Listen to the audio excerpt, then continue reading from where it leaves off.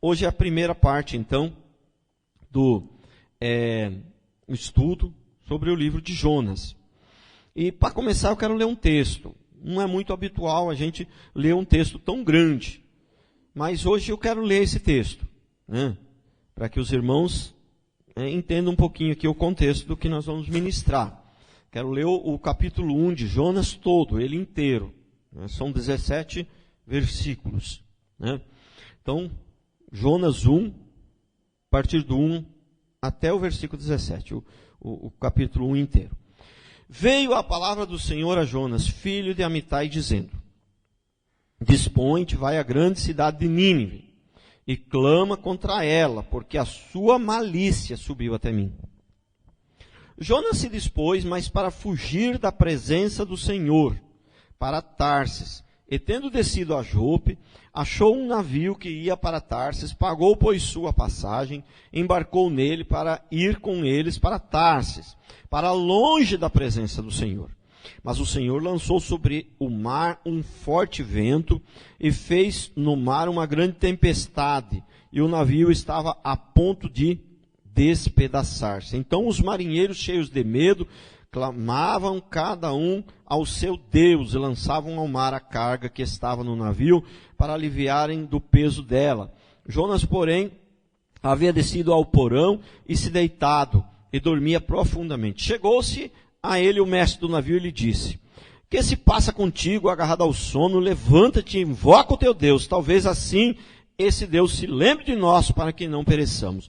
E diziam uns aos outros: Vinde e lancemos sortes, para que saibamos por que causa de quem nos sobreveio este mal. E lançaram sorte, e a sorte caiu sobre Jonas. Então lhe disseram: Declara-nos agora por causa de quem sobreveio este mal, que ocupação é a tua, de onde vens, qual é a tua terra e de que povo tu és tu? Ele respondeu: Sou hebreu, temo ao Senhor, o Deus do céu, que fez o mar e a terra.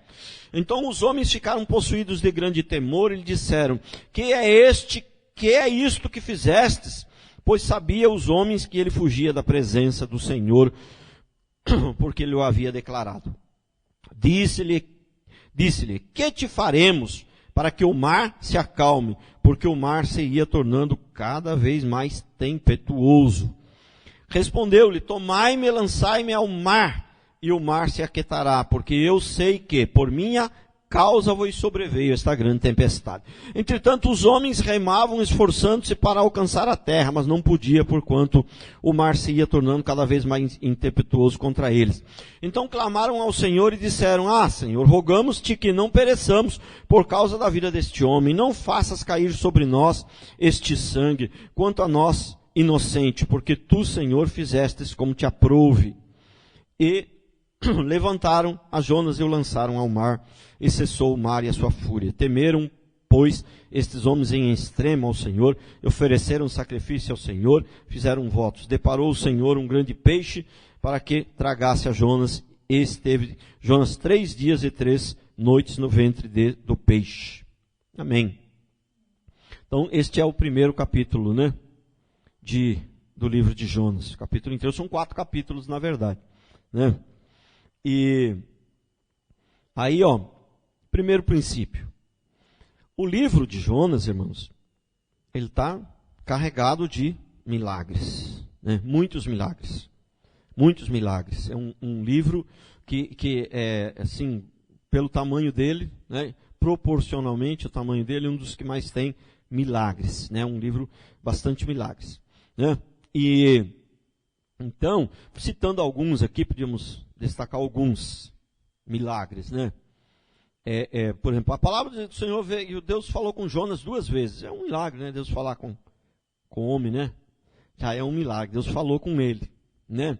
Deus livrou ele da tempestade, livrou ele da barriga do peixe, dentro da barriga do peixe 3 dias, dentro da barriga do peixe, sustentou ele vivo ali, vamos dizer assim, né? Livrou da tempestade, livrou, né? Fez com que o peixe, um milagre. Você vê como que Deus tem autoridade sobre o homem, sobre a natureza, sobre os animais e sobre os peixes do mar. E sobre as estrelas. Preguei aqui esses dias sobre a grandeza de Deus, né? Que tem mais estrelas no céu do que grão de areia no mar, e Deus conhece todas elas e chama elas pelo nome, e elas obedecem por ele ser grande em poder.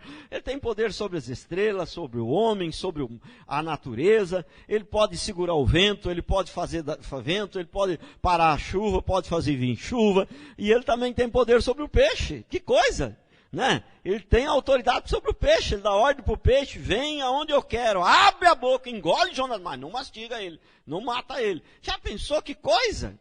A grandeza do nosso Deus, né? E quem pode fugir de Deus? Jonas querendo fugir de Deus, né?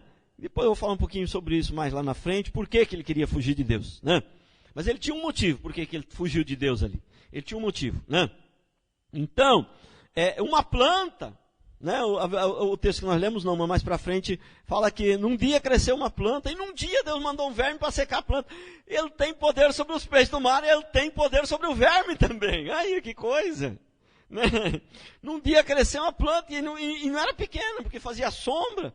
Uma planta que fazia sombra sobre Jonas não foi pequena. Num dia cresceu e num dia mesmo secou. Por quê? Porque ele tem poder sobre o vento, sobre o verme também, sobre o mar, sobre os animais, sobre o peixe, sobre tudo. Deus criou tudo, ele tem autoridade sobre tudo, né? Mas o maior de todos os milagres, né, que muitas pessoas nem consideram bem um milagre, né? Porque as pessoas acham que a pessoa se arrepender dos seus pecados e ter uma vida transformada, tem gente que não vê isso como um milagre, né? É uma bênção, né? Tal, mas não vê assim como uma grande bênção, como uma grande milagre. Mas esse é o maior de todos os milagres, né? O que adianta você ir para a igreja, estava com uma perna, sem uma perna, e de repente a perna começou a crescer, e ficou com duas. E foi para o inferno, bonitinho, com duas pernas, linda, maravilhosa. Adiantou alguma coisa? Então, o maior milagre que existe, e sempre existiu e sempre existirá, é o milagre do arrependimento e da transformação de vida. Então, para mim aqui, o maior milagre, para mim não. Para qualquer um que conhece bem a palavra de Deus, sabe que o maior milagre aqui, na verdade, foi esse, o arrependimento, né, do povo de Nínive. E dos marinheiros também, que os marinheiros também se converteram, né? Os marinheiros também se converteram, né? E Jonas, aí dá uma impressão que ele fala: não, mas acho que parece aqui que o povo de Nínive converteu, os marinheiros se converteram, só Jonas que não converteu.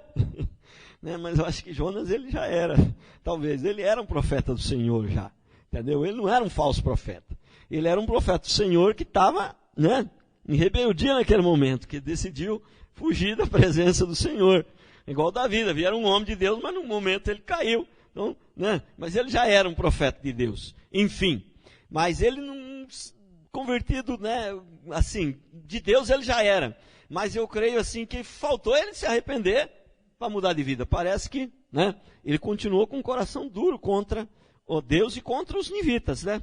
Porque ele tinha lá um motivo, que não é o motivo justo, lógico, o motivo errado que ele tinha. Mas ele, né, não queria que o povo de Nínive se convertesse. Ele não queria. Então, vamos lá, para o segundo princípio, né? O peixe ter engolido Jonas não é uma lenda, irmãos, e nem um folclore, entendeu? Não é uma história assim só para empolgar, para emocionar. Não, isso aqui é algo real, entendeu? Porque as pessoas pensam que é tipo um folclore, tipo uma lenda, ou uma ilustração, entendeu? Que o peixe engolir Jonas simboliza alguma coisa. Não. É algo real mesmo, isso aconteceu, né? É algo real. Então, é igual a morte de Jesus. Ela não é algo que simboliza, tudo bem, ela tem as suas simbologias também, mas é um fato real que aconteceu. Jesus morreu na cruz, a cruz existiu, Jesus nasceu da barriga de Maria, entendeu? E do ventre de Maria, né, cresceu, filho de José e Maria, 30 anos, né, foi provado no deserto, foi, né, e depois teve um ministério de 3 anos e meio e tal. Isso é fato, isso não é história para animar a gente e tal, é fato. Então, né, por que nós temos certeza que, assim, a Bíblia, ela em relação a Jesus, em relação a Maria. Estou falando aqui associando as duas coisas aqui, Jesus, Jonas, até porque, como o Anderson falou aqui, o próprio Senhor já citou o livro de Jonas, o Novo Testamento cita, não só o Senhor, em algumas vezes o livro de Jonas, né?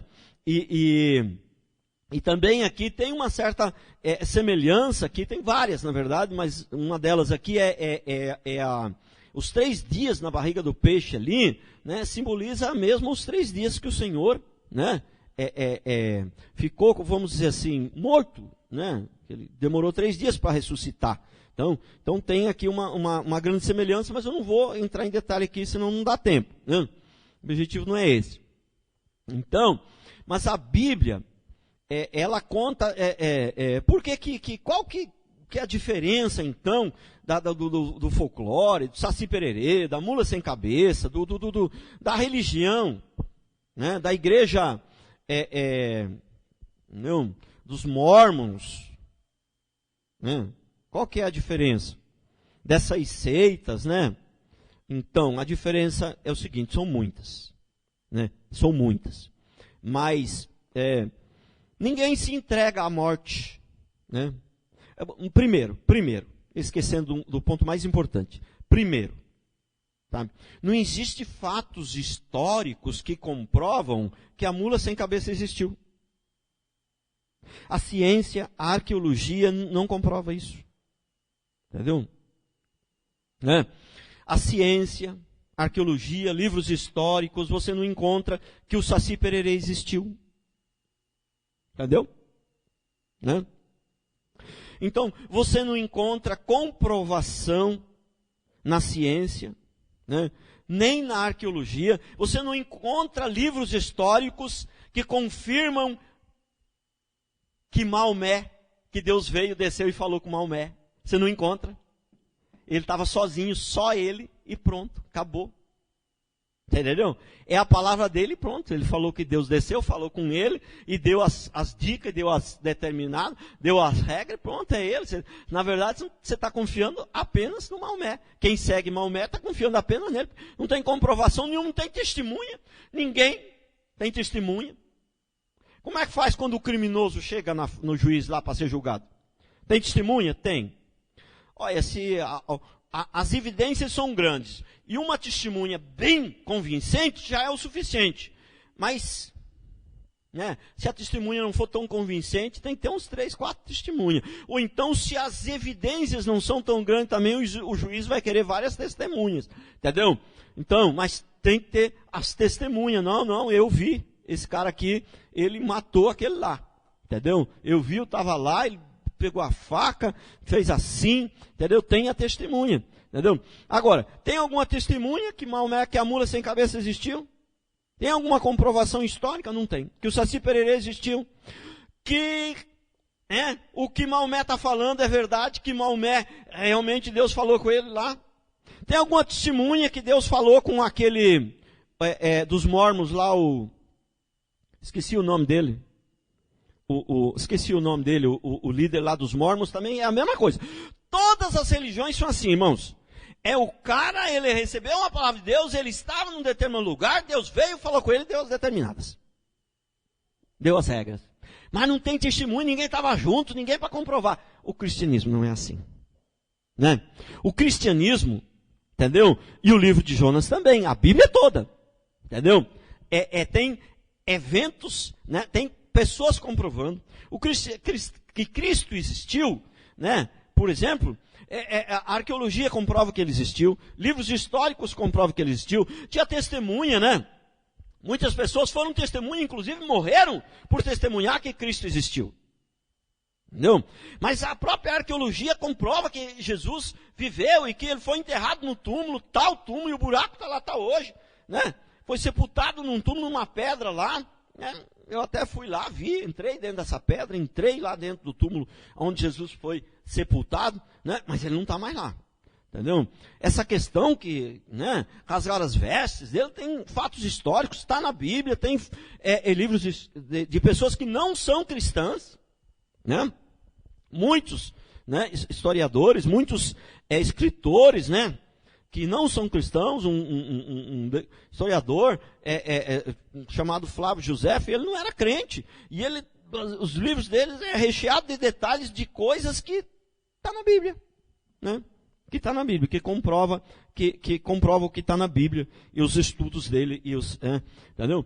Então, a primeira coisa, o cristianismo tem comprovação. Você vê, Jesus primeiro apareceu ali para Maria Madalena, né? Mas acho que uma que estava com ele. Depois ele apareceu para os apóstolos. Depois ele apareceu, teve uma oportunidade que ele apareceu para 500. Entendeu? Então, todo esse povo foi testemunha, né? Por que nós pregamos, por exemplo, por que hoje não existe mais apóstolo? Né? Os apóstolos que tem aí são todos falsos. Apóstolo verdadeiro é só os 12. E Paulo. Entendeu? Por que não tem mais? Porque o apóstolo, a palavra apóstolo significa enviado. Enviado para testemunhar. Tem que ser, para ser apóstolo tem que ter sido testemunha ocular. A Bíblia diz. Tem que ter visto Jesus.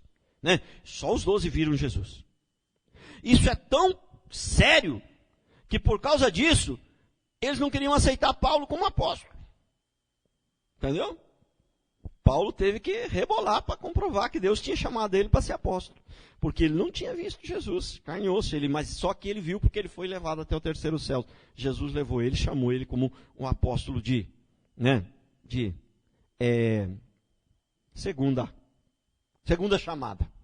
Né? Mas chamou. Tanto é que você vê que os apóstolos não ordenou ninguém a apóstolo. Eles ordenavam os seguidores deles a bispo, não a apóstolo. Apóstolo não existe. Se fosse para continuação de existir apóstolos, os apóstolos teriam ordenado outros apóstolos. Mas enfim, a pregação não é sobre os apóstolos. Mas, né? Então, ele apareceu aos apóstolos, então apareceu a muita gente, cristãos, né? Mas não é só cristãos, né? Muitas outras pessoas testemunharam esses acontecimentos que aconteceram tanto com Jesus quanto, né, em toda a Bíblia, toda coisa, né? Agora, um outro ponto importante, além dessa testemunha, a diferença do cristianismo para as religiões, para os folclores, a diferença é o seguinte, irmãos. Ninguém se entrega para morrer por causa da mula sem cabeça. Já viu? Do Saci Pererê. Entendeu? E dessas religiões aí também, raramente alguém se entrega à morte. Essas religiões também. Entendeu? Mas, por causa de Jesus, né? Por causa do testemunho de Cristo, por testemunhar a Cristo, eles se entregaram à morte. Entendeu? E a maioria dos discípulos e muitos outros que vieram depois, dos reformados mesmo, da igreja reformada, e na Idade Média, pessoas testemunhavam, não, Jesus é verdadeiro, então você vai morrer. A guilhotina vai descer. Pode descer a guilhotina, mas você tem que negar. Se você negar Jesus, né? Tinha um cientista que ele descobriu que a Terra era redonda, né? Ele é bem conhecido, agora me fugiu o nome dele. Como é que é o nome dele? Galileu Galilei. Galileu Galilei. Ele descobriu, Terra redonda. Descobriu, né? Aí o que é que aconteceu? Mas ele não era crente. Mas ele descobriu, ele fez uma descoberta correta. Mas aí o que falaram para ele? Era assim que funcionava. Se fosse contra a igreja católica naquela época, morria. Aí falou, você vai morrer. Aí ele, para não morrer, ele negou. Ele não era crente, ele negou. Entendeu? Não. Ele negou. Só que depois veio ser comprovado, depois que ele tinha razão. Né? Ele veio ser comprovado que ele tinha razão. Então, mas ele negou. Mas os crentes não negam. Os crentes falavam, não, nega Jesus aí, senão você vai morrer. Não, pode matar. Entendeu? Mas o cara fala assim, você viu a mula sem cabeça? Mas eu vi, ela veio, apareceu assim. Mas é o seguinte, já tem uma guilhotina aqui, você vai morrer. Entendeu? Mas melhor, não vai ser a guilhotina, que a guilhotina você não vai sofrer muito. Nós vamos amarrar você em praça pública, vamos cercar de lenha seca ao redor, vamos botar fogo, jogar gasolina, jogar um piche pro fogo demorar um pouquinho mais. Entendeu? Você vai morrer, mas você tem que negar a mula sem cabeça aí. Ah, não, eu morro. Mas eu vi a mula sem cabeça. Alguém vai fazer isso? E essas religiões também não fazem. Não fazem também. Entendeu? Eles até morrem por orgulho, mas não pela religião. Né? Então, agora uma outra coisa é o seguinte. Essas lendas, sabe? Ninguém foi transformado, ninguém teve uma vida transformada porque viu a mula sem cabeça, irmão. Ninguém teve uma vida transformada porque encontrou com o Saci Pererê. Sabe? Ninguém teve uma vida transformada porque virou muçulmano. Ele pode até ter uma vida transformada de ruim para pior. Entendeu? De ruim para pior. Né? A pessoa, ninguém teve uma vida transformada porque virou da religião do islamismo. Prestou atenção? Ah, pastor, eu conheço um que mudou para o Islã, ele teve uma vida, concordo, ele pode ter uma vida transformada, transformou para pior. Entendeu? Agora está matando gente. Entendeu? Então, né, uma vida transformada, sabe? É deixar de ser uma pessoa falsa, deixar de ser um prostituto, um traficante, uma prostituta, e ter uma vida transformada, e amar Deus, e amar as pessoas, e respeitar, sabe, e pregar o evangelho, e ser uma pessoa, uma nova criatura, que se parece com Cristo, né? Irmão, só o cristianismo faz isso, né? Só o cristianismo. Então, você vê a diferença, né, do cristianismo para as outras religiões. Então, isso aqui, tanto o cristianismo quanto o livro de Jonas, é real, é verdadeiro, irmão. Sabe? Entendeu? Isso aqui não é um folclore, não é uma história assim para motivar, não é? Entendeu? É coisas reais. Agora, o princípio mais importante. Mais de 300 profecias, né, se cumpriram só sobre a vinda de Cristo.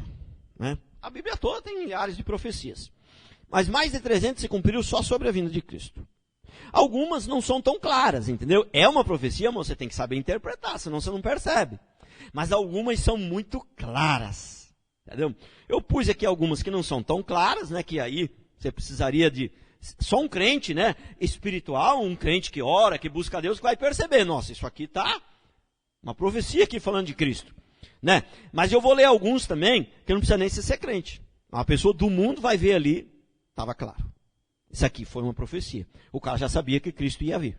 Entendeu? Então vamos ler aqui alguns textos que falam sobre essas profecias. Primeiro, do tronco de Jessé sairá um rebento, das suas raízes um renovo. A profecia sobre a vinda de Cristo. Mas você tem que ser crente para interpretar isso aqui, para poder entender. Né? Que Deus tinha prometido que o Messias viria de Davi, Jessé é o pai de Davi, então se ele vem de Davi, ele vem de Jessé, o rebento de Jessé, vai sair um renovo, vai renovar, vai mudar as coisas. Né? Jeremias 23:5.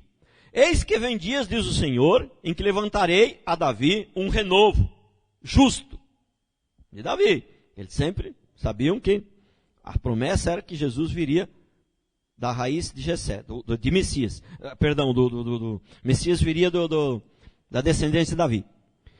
Rei, que reinará e agirá sabiamente, e executará o juízo e a justiça na terra. Então, a profecia dizendo que vai se levantar um rei, né, do renovo, da descendência de Davi, que vai exercer juízo sobre a terra. Também, né, você precisa ser crente para poder interpretar e perceber isso aqui. Né? Agora, a genealogia. Muitas vezes eu, quando era mais novo convertido, sempre me perguntava, né? Por que está na Bíblia esse negócio da genealogia? Ninguém prega sobre isso, ninguém lê isso aqui. Qual que é a importância de ter esse negócio aqui escrito a genealogia? Mas olha aqui, Mateus 1:1.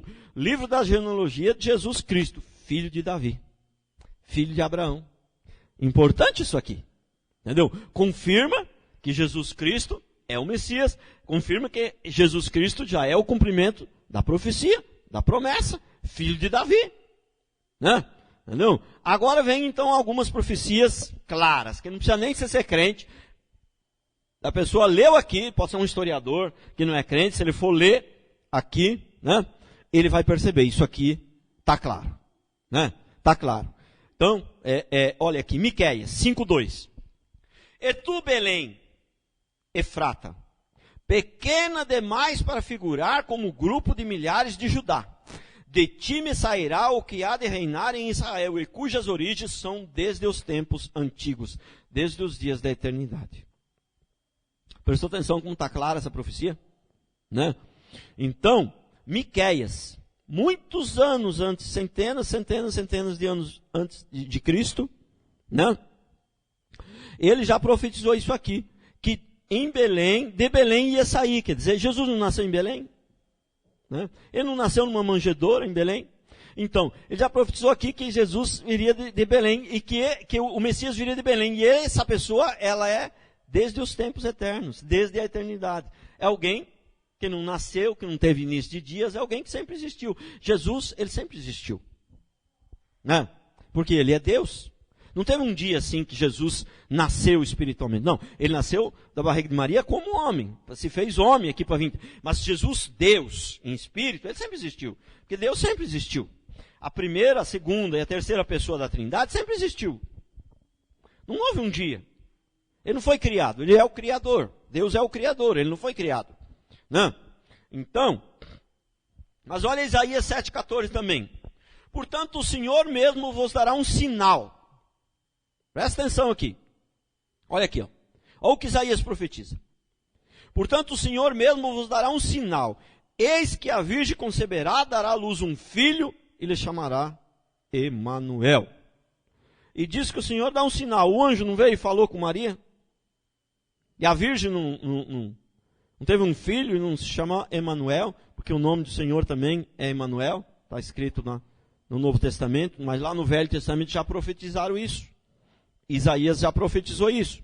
Agora olha o Salmo, esse aqui é mais fantástico. Olha o Salmo 34:20. Preservaram-lhe todos os ossos, nenhum deles sequer será quebrado. Né? Então, esse salmo foi escrito muitos anos antes de centenas, né? Aliás, é mais de 1000, né? Antes de Cristo. Né? Então, e aí o salmista diz que nenhum dos seus ossos seriam quebrados. E aí depois, olha o que diz lá no Novo Testamento. João 19:36. Chegando-se, porém, a Jesus, como vissem que já estava morto, não lhe quebraram as pernas. Entendeu? Então, primeiro, já foi profetizado que Jesus morreria numa cruz, né? Quando os profetas, Isaías profetizou que Jesus morreria numa cruz, nem existia esse modelo de matar ladrão na cruz em Israel. Eles ainda vieram a criar essa modalidade de matar ladrão na cruz, irmãos, de crucificar as pessoas. Eles ainda vieram a criar, entendeu? Então seria mais ou menos o seguinte, né? Eu profetizar para você o seguinte: olha,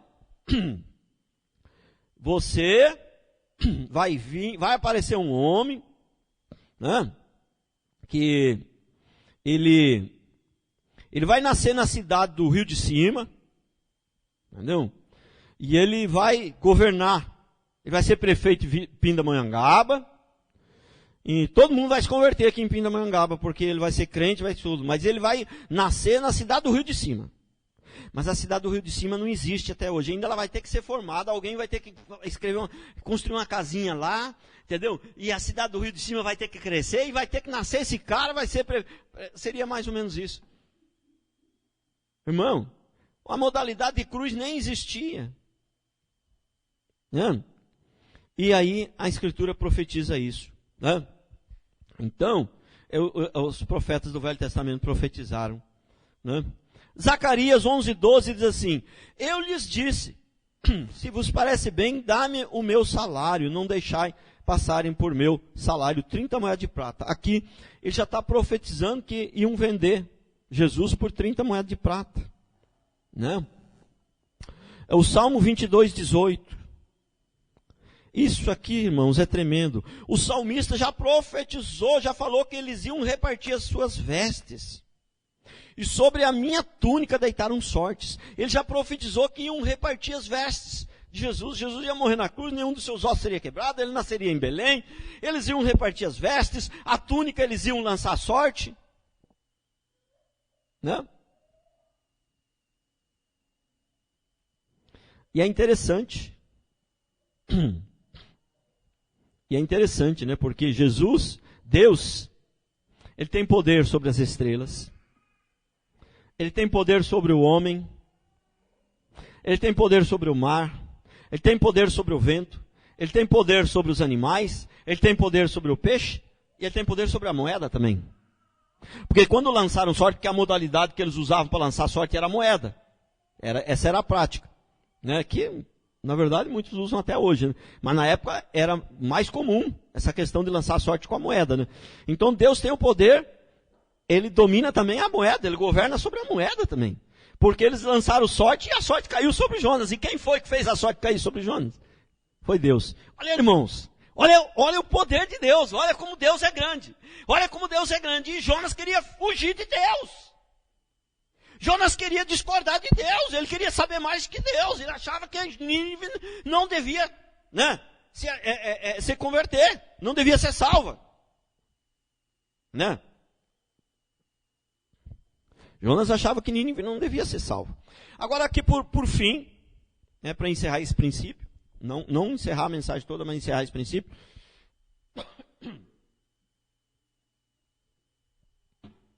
Um texto de Isaías também, que profetizando aqui a vinda de Jesus. E aqui dá detalhes também fantásticos, né? Olha aqui, ó. Isaías 53, 5. Mas ele foi transpassado pelas nossas transgressões e moído pelas nossas iniquidades. Moído. No Novo Testamento a Bíblia diz que a Deus agradou moê-lo em nosso lugar. Entendeu? Usa até a mesma expressão. Né? Então, mas ele foi transpassado pelas nossas transgressões, foi moído pelas nossas iniquidades. O castigo que nos traz a paz estava sobre ele.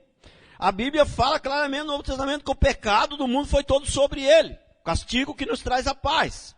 Ele foi castigado por nós. E pelas suas pisaduras nós fomos sarados. Pelas suas pisaduras. Né?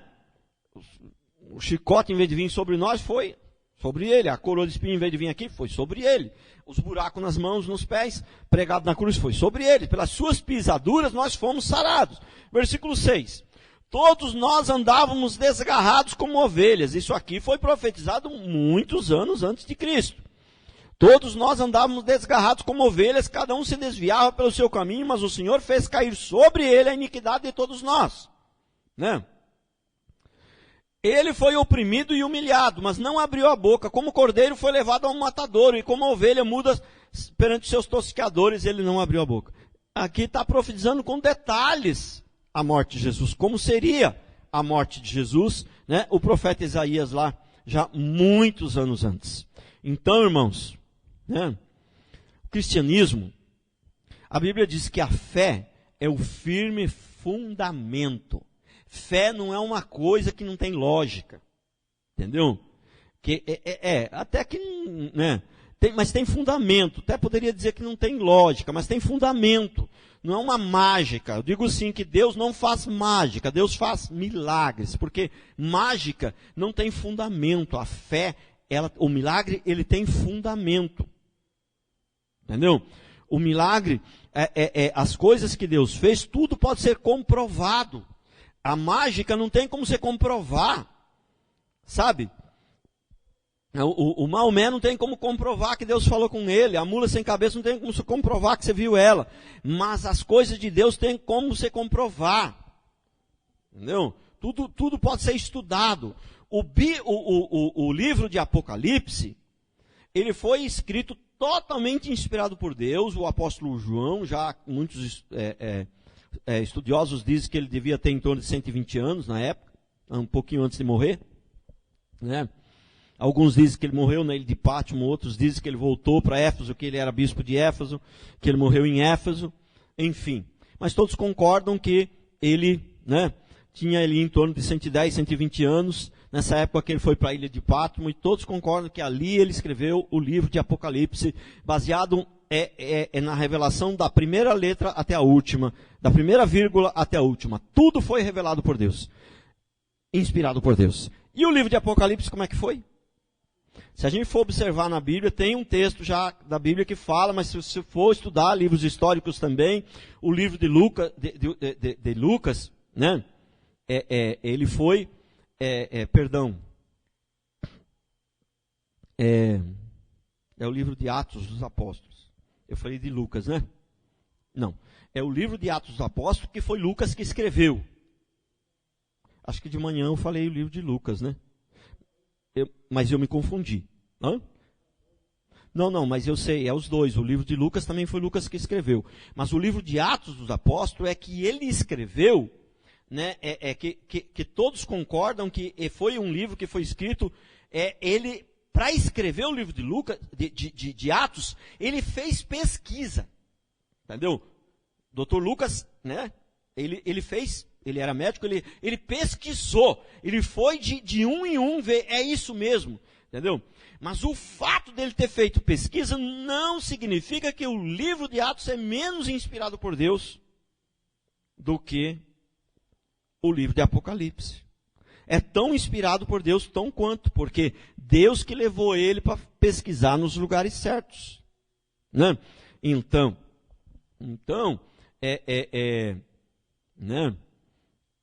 tem como comprovar. Então, Lucas, para escrever o livro de Atos, ele quis comprovar. É os Atos dos Apóstolos? Então vou ver se esses atos foram verdadeiros mesmo. Né? Vou comprovar. Não. Foi assim que ele trabalhou para escrever o livro de Lucas, o livro de Atos. Totalmente diferente do Apocalipse. Mas nem por isso um é menos inspirado por Deus do que o outro. Porque Deus trabalha de várias maneiras. Deus não tem só uma maneira para trabalhar.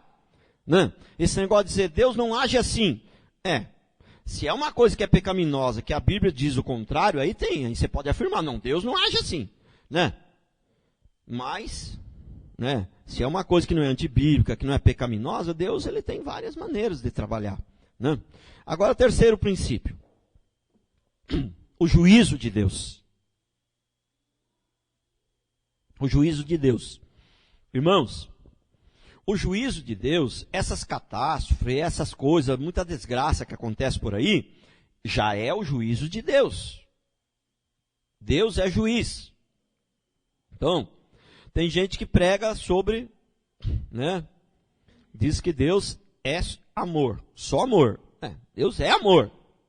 Ele é juiz, ele é pai, ele é advogado, ele é vingador. Né? Tem vários textos na Bíblia que Deus é vingador. E tem um, inclusive, que diz, a mim pertence a vingança. Porque nós não podemos ser vingadores. Porque se a gente executar juízo, executar vingança, a gente vai cometer erros. A gente vai se vingar de pessoas erradas. A gente não é perfeito, a gente está cheio de defeito, vai querer vingar do outro. Então nós não podemos vingar de ninguém. Mas Deus é vingador. Porque Deus, quando ele vinga, ele está exercendo a sua justiça, ele não está fazendo nada errado. Entendeu? É como a lei do homem. Entendeu? Se o cara violentou a menina ali, entendeu? Nós não podemos apedrejar ele e linchar ele. É errado. Ele tem que ir diante do juiz, tem que ter as testemunhas. Vai que a gente se confundiu e não era ele mesmo e a gente apedreja a pessoa errada. Prestou atenção? Então nós não podemos, mas o juiz pode. E não só pode, como deve. Já pensou se aqui na terra violentasse, matasse e ninguém julgasse ninguém? Não existisse o juízo. Como é que seria? Então, você já imaginou? Então veja bem, se Deus é amor, ele tem que ser justiça também. Então, se Deus protege quem faz o bem, entendeu? Ele tem que exercer juízo com quem faz o mal. Porque se ele não exercer o juízo com quem faz o mal, como é que ele vai proteger quem faz o bem? Entendeu? E que vantagem teria nós fazermos o bem se o bandido, né, não vai ser julgado, Deus é amor, vai tudo para o mesmo lugar do mesmo jeito. Eles vão morar junto com a gente também, lá no céu. E o céu vai deixar de ser céu, o céu vai virar uma bagunça, vai ficar pior que aqui. Entendeu? Prestou atenção? Então Deus, ele é vingador por quê? Justamente porque ele é amor, que ele é vingador também. Entendeu? Justamente porque ele ama o bem, que ele tem que exercer juízo sobre o mal. Agora, esses juízes daqui da terra, alguns deles são picareta, eles não estão nem aí, eles defendem o bandido, eles soltam o bandido, entendeu? E por quê? Porque são picareta. E não se assusta com a palavra, não, é picareta mesmo. Aliás, essa palavra é suave para esses juízes que fazem isso, né? Que são desonestos e soltam o bandido, né? Que nem tem uns aí que do Tribunal Superior lá, que é só ir um habeas corpus lá desses bandidos aí da Lava Jato, esses ladrão aí, que eles já estão dando liberdade pro cara. O negócio é fervoroso. Mas o juiz, Deus, esse juiz aí, não faz essas coisas não. Esse juiz não. Ele vai lá, esse aqui não fez nada. Tá perdoado. Esse aqui fez, mas se arrependeu? Tá bom, tá perdoado. Esse aqui não fez, continua fazendo. Esse aqui vai, o juízo para cima dele. É assim que tem a ordem. Se não exercer juízo, não tem ordem. Entendeu? Então, e o peixe ali, o grande peixe, foi um juízo de Deus também sobre a vida de Jonas. Foi um juízo de Deus, porque Jonas sofreu ali. Se a gente for observar, com cautela, orar, observar ali o texto, Jonas, ele na angústia, ele clamou, E 3 dias na barriga do peixe, irmãos, deve ser uma eternidade. Deve ser uma eternidade. E ele orou assim, o texto fala claramente, é resumido, Ele orou, dá a impressão que ele fez uma oração. Senhor, tem misericórdia de mim. Ele deve ter orado desesperadamente até a voz, até não conseguir mais nem falar, até mexer a boca só, como orou Ana lá, para ter um filho. No final ele devia só não estar conseguindo nem de tanto orar, de tanto clamar. Porque quem está em angústia, não ora assim uma oraçãozinha, ai Senhor, tem misericórdia. Na sua angústia. Angústia é algo duradouro, irmãos. A palavra angústia, ela se refere a algo terrível, algo muito ruim e algo duradouro. Entendeu? Então, aquilo ali foi, tribulação, foi juízo de Deus.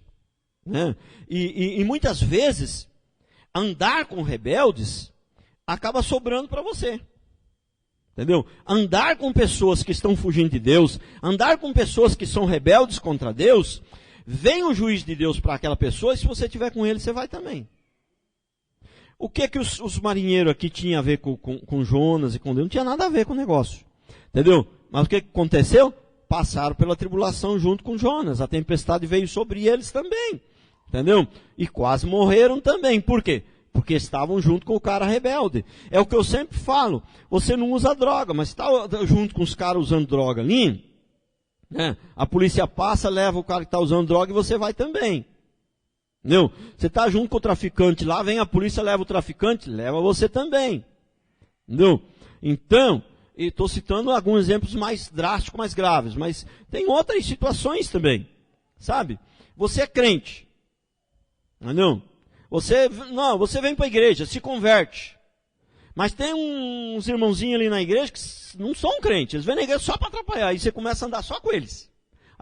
Eles vão te arrancar da igreja. Não? Então, andar com pessoas rebeldes, pessoas que não obedecem a Deus, vai acabar sobrando para a gente também. Porque Deus já exerce o seu juízo hoje aqui na terra. Por isso que a Bíblia fala do juízo final. Se existe um juízo final, é porque existe um outro juízo que já existe, que não é final. Entendeu? O juízo final não veio ainda, mas o juízo já está sendo executado. A Bíblia diz que o cálice de Deus já está sendo derramado, mas com mistura. Mas no dia do juízo, o cálice será sem mistura. O que significa isso? O juízo de Deus já está acontecendo, mas tem um equilíbrio ainda. Esse juízo de Deus ainda tem uma certa misericórdia, ainda está balanceado com uma certa misericórdia. Mas a partir do dia do juízo final, acabou a misericórdia, irmão. Amor não acaba, a Bíblia é clara. Mateus não, 1 Coríntios 13 diz que o amor não acaba, o amor de Deus, o amor verdadeiro não acaba. Agora a misericórdia não acaba? Você encontra alguns textos que falam que a misericórdia dura para sempre, mas ali está se referindo, dura para sempre para aqueles que se arrependem. Mas para quem não se arrepende, a misericórdia de Deus não vai durar para sempre. Quem não se arrepende, no dia do juízo vai ser lançado no fogo do inferno.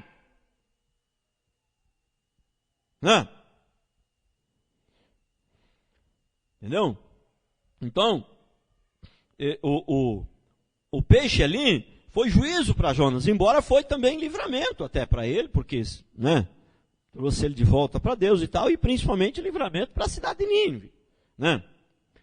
Jonas não queria que Nínive fosse salvo. Aqui está um ponto importante. Pessoas que não conhecem a Bíblia, e pessoas que querem viver no pecado sem ser incomodadas, elas são taxativas. Ah, ninguém pode julgar. Entendeu? Isso aí é ridículo, né? Porque não é um assunto polêmico. A Bíblia é clara.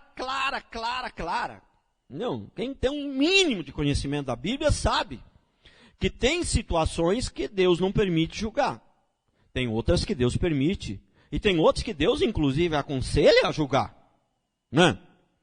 Então, Deus, inclusive, né, fala lá em Efésios, Paulo fala aos Efésios, né, que é para julgar todas as coisas. Julgar e reter o que é bom.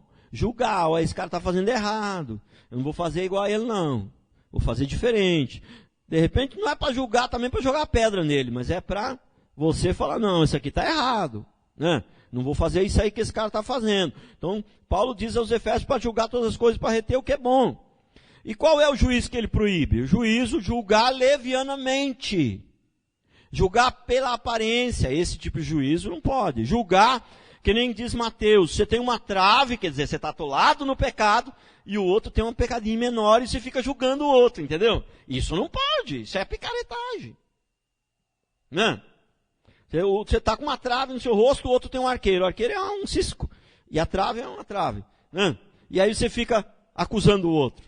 Esse tipo de julgamento Deus não quer. Mas tem um outro tipo de julgamento mais grave, que nós não devemos julgar. Entendeu? É o julgamento que Jonas fez aqui. Emitiu o juízo final. Entendeu? Né? Então, eu posso fazer um julgamento e falar, olha, irmão, o negócio é o seguinte, o comportamento seu, ele não está bom. Você não tem dado bom testemunho. Eu tenho que fazer um julgamento para fazer isso, não tenho? Eu tenho que avaliar, eu tenho que julgar os detalhes. Entendeu? Você não tem se comportado bem, o seu testemunho não é bom. Entendeu? Então, você não vai poder mais subir aqui em cima, ou pregar, ou cantar, por um tempo, até você melhorar o seu testemunho. Tem que fazer um julgamento para fazer isso? Não tem? Tem que fazer um julgamento. Esse tipo de julgamento eu posso fazer e devo fazer. Agora, eu jamais posso dizer para ele, olha, você vai queimar no fogo do inferno. Porque sabe por quê? Porque esse é o testemunho que você está dando, você vai no fogo do inferno. Então, aí eu estou já emitindo o juízo final. O juízo final, esse aí só pertence a Deus. Por quê? Porque não tem como emitir o juízo final, porque o cara pode ser um pobre bandido, ele pode ser o pior espécie que tem, mas no último dia da sua vida ele se arrepende do seu pecado, ele pode ser salvo. Como é que eu posso emitir o juízo final? Então o que acontece? Jonas ele emitiu o juízo final sobre Nínive, porque ele falou, não, Deus é misericordioso, Deus é bom, Ele é amoroso, Ele vai querer salvar, se eu for lá Ele vai querer salvar Nínive, eles não podem ser salvos, eles têm que ir para o inferno, esse é o inferno para eles. Por isso que ele fugiu da presença de Deus, porque ele não queria que Nínive fosse salvo, porque ele achava que Nínive não merecia ser salvo. Que eles não mereciam mesmo, é verdade. Nós também não merecemos, Ele salvou nós. Né? Entendeu? Então, por isso que Jonas não queria que Nínive fosse salvo, porque ele achava que eles não mereciam, por isso que ele fugiu da presença de Deus. Então, o juízo que ele fez aqui foi o juízo final. O juízo final não pertence a nós. Por quê? Por vários motivos, mas o principal é esse. A pessoa pode ser uma pessoa da pior espécie. E eu posso emitir o juízo e falar, não, você não pode pregar aqui na frente. Mas dizer para ela que ela vai para o inferno? Não. Agora, eu posso dizer para ela o seguinte, que foi o que Jonas fez. Eu posso dizer para ela, olha, se você não se arrepender, se você continuar agindo desse jeito que está agindo, você vai para o inferno. Entendeu? Isso eu posso dizer. Foi o que Jonas fez. Jonas foi olhar e falou, olha, se você não se arrepender, vai ser destruído aqui tudo isso aqui, vocês vão queimar igual linguiça. Essa parte aí eu estou falando com as minhas palavras, mas em outras palavras é isso que ele falou. Vocês vão queimar lá no inferno igual linguiça, vai fritar lá, entendeu? Em 30 dias, 40 dias, que foi, 3 dias, 40 dias, vai acabar que isso aqui vai ser destruído tudo. E ele percorreu, né? Em 3 dias ele percorreu a cidade de Nínive pregando isso daí. Né? Então, um detalhe importante também que a gente tem que imaginar, né? Que hoje tem essa turminha que gosta de viver no pecado e que, né, não gosta de ser incomodada, né? Que quer viver no pecado, não quer que ninguém... não quer ser incomodada, quer ficar no pecado e no conforto. Então eles falam, Deus é amor e você tem que falar do amor. Mas Jesus não chegou. Os adeptos do evangelismo, Jesus te ama. Né? Bom, tudo bem, Jesus ama mesmo, não estou dizendo que Jesus não ama. Né? Mas se Jonas chegasse lá em Nínive e saísse 3 dias para as ruas de Nínive, olha, Jesus te ama. Ô, Jesus te ama, viu? Jesus te ama. 3 dias andando em Nínive dizendo Jesus te ama. Quem tinha convertido? Ninguém, tinha tudo para o inferno.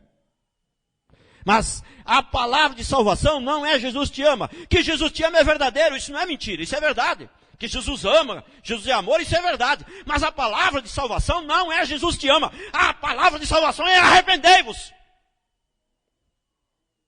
Arrependei-vos, esta que é a palavra de salvação. E foi o que Jonas fez.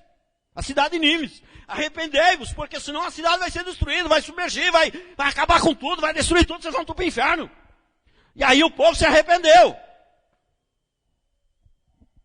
Né? Quando Pedro pregou uma palavra, lá em Atos dos Apóstolos, uma palavra forte, poderosa lá, e o povo tocou o coração do povo, eles perguntaram para Pedro, e agora o que nós temos que fazer? O que Pedro falou? Ah, Jesus te ama. Não, Pedro falou, arrependei-vos.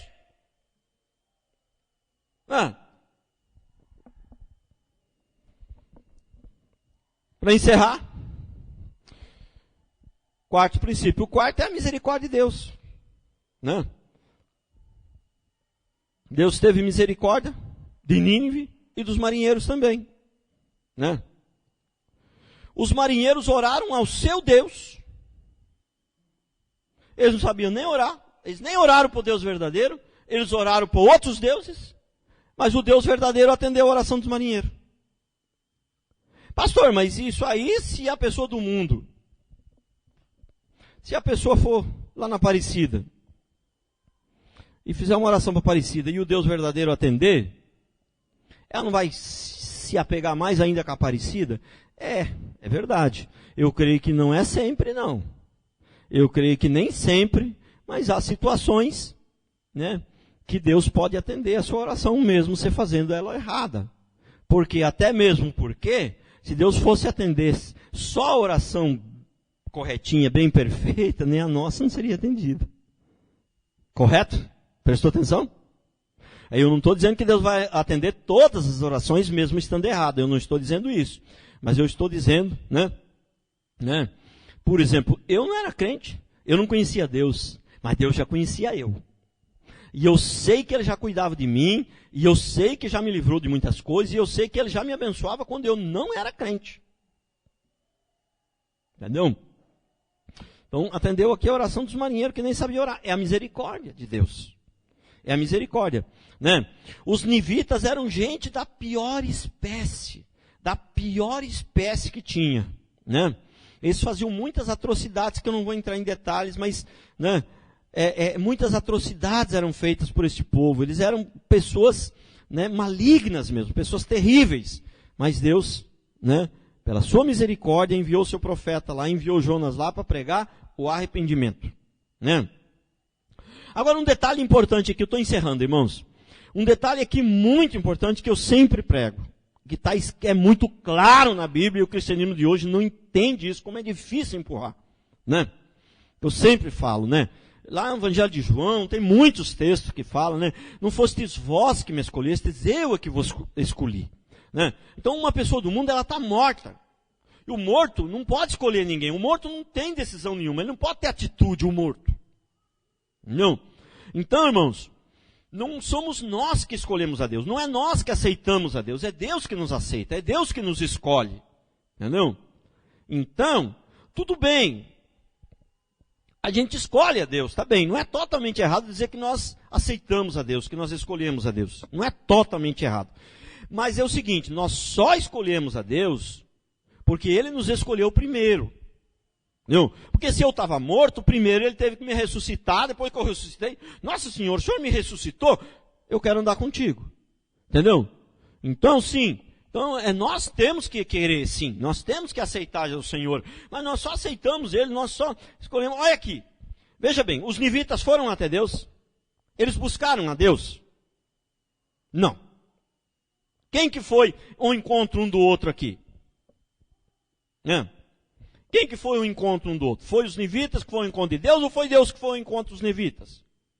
Entendeu? Então, foi Deus que foi ao encontro deles. Eles não fizeram nada por ser para Jonas mandar. Jonas, entendeu? Deus falou para Jonas, Jonas, você vai lá em Nínive, porque eu tenho um povo lá que é uma maravilha, eles são maravilhosos. Não, o que o texto diz? Vai lá em Nínive, porque a maldade deles subiu até mim. Entendeu? Não é porque eles eram maravilhosos. Eles não foram escolhidos por alguma coisa que eles fizeram, por uma oração que eles fizeram. Não. Deus foi até eles sem eles ter feito nada.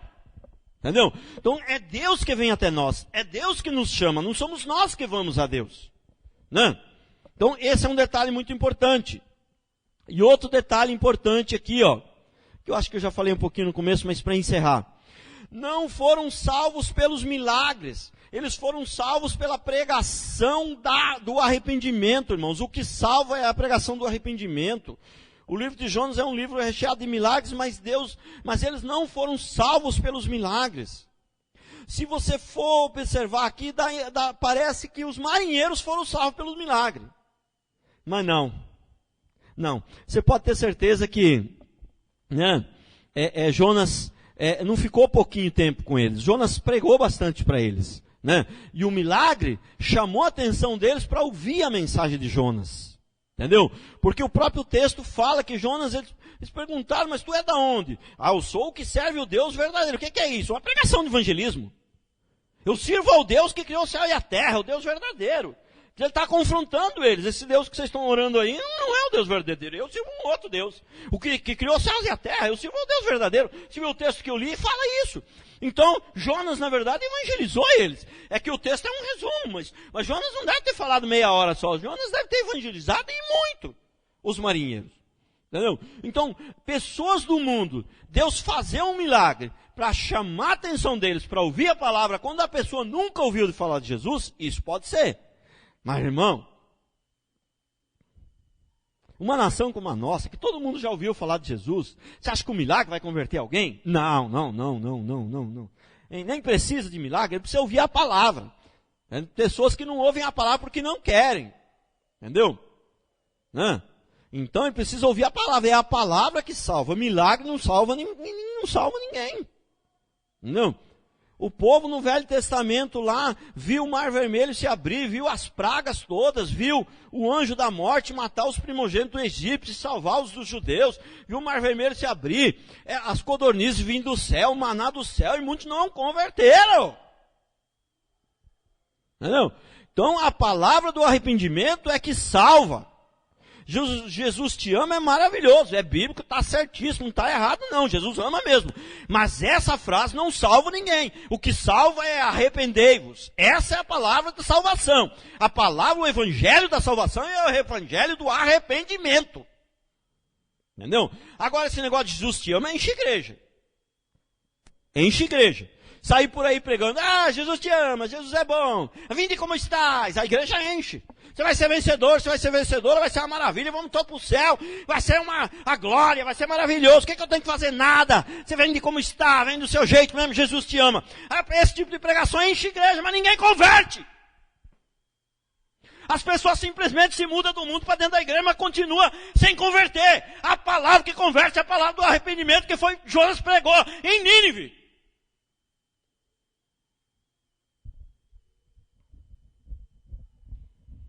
Você precisa se arrepender para ser salvo? Não. Creio que você já arrependeu, já está salvo. Esse arrependimento para a salvação, nós não precisamos, porque nós já somos crentes. Se você realmente se arrependeu de verdade, né? Entendeu? Agora, Nínive não precisava desse arrependimento para a salvação. Nós não precisamos desse arrependimento, mas nós precisamos de arrependimento, não para a salvação, que salvo nós já estamos. Mas nós precisamos de arrependimento a cada dia para melhorar de vida, para mudar de vida. Porque cristianismo é transformação de vida. Né? Você faz 40 anos sentado no banco da igreja. Entendeu? E não mudar de vida? A mesma fofoca que você fazia, continua fazendo? O mesmo cigarro que fumava, não fumar ministro agora passou para Hollywood? No meu tempo era ministro em Hollywood. Não sei se ainda existem essas coisas. Né? Graças a Deus, Deus me libertou há 25 anos atrás. Né? Há 25 anos atrás. Me converti. Mas não é assim que Deus age com todo. Mas comigo foi assim. Né? Me converti, depois que eu me converti, cheguei no bar do Batatinha. O bar do Batatinha. Dá uma cerveja. Tá ruim. Eu pago, não tem problema, mas essa aí é Antártica. Dá uma Brahma, que essa aí tá choca, tá ruim. Mas não tá choca não quero. Tá ruim. Eu pago, não fica preocupado não que eu pago. Pode deixar aí. Aí vem a Brahma. Vai. Tá ruim também. Falei, nossa, esqueci que eu tinha que convertir. Eu converti, cara, isso aqui não serve mais para mim. Aí falei pro cara, você perdeu o freguês. Falei, por quê, mano? Você tratei tão bem. Falei, não, a culpa não é sua, não. Perdeu o freguês. Nunca mais ele me viu minha cara. Louvado seja Deus, aleluia. Né? O arrependimento, irmão. Arrependimento, olha, isso aqui está errado. Entendeu? Isso aqui está errado, me arrependo de fazer isso, não vou fazer mais. Arrependimento, a palavra do arrependimento, ela transforma a nossa vida, a sua vida muda.